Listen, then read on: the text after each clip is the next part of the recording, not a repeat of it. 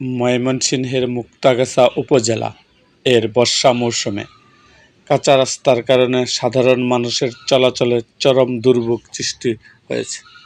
এমন পরিস্থিতিতে ৫ নং ভাষাটি ইউনিয়নের পুরাঘাটি এলাকা থেকে পূর্ব দিকে প্রায় ২ কিলোমিটার কাঁচা রাস্তা মেরামতের উদ্যোগ নিয়েছে মানবতার ডাক সংগঠন।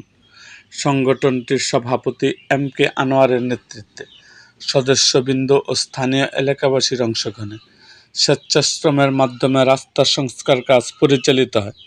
দীর্ঘদিন ধরে বেহাল অবস্থায় থাকা রাস্তাটি বর্ষাকালে চলাচলের অনুপযোগী হয়ে পড়েছিল। স্থানীয়রা জানান, রাস্তা মেরামতের ফলে শিক্ষার্থী, কৃষক ও সাধারণ মানুষের চলাচল অনেক সহজ হবে।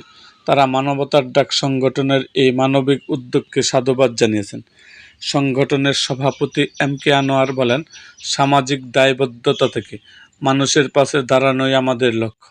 এলাকায় মানুষের দুর্ভোগ কমাতে আমরা এই উদ্যোগ গ্রহণ করেছি।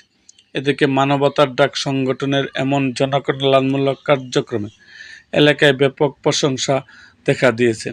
এলাকাবাসী আশা প্রকাশ করেছেন, ভবিষ্যতে এই সংগঠনটি মানুষের কল্যাণে এ ধরনের উদ্যোগ অব্যাহত রাখবে। এরকম আরও ভিডিও পেতে এবং রাজনৈতিক অঙ্গনের নানা ঘটনা ও ইতিহাস জানতে আমাদের মুক্তাগাছার ইতিহাস মিডিয়া ইউটিউব চ্যানেলটিকে সাবস্ক্রাইব করুন এবং পাশে থাকা বেল আইকনটি বাজিয়ে দিন।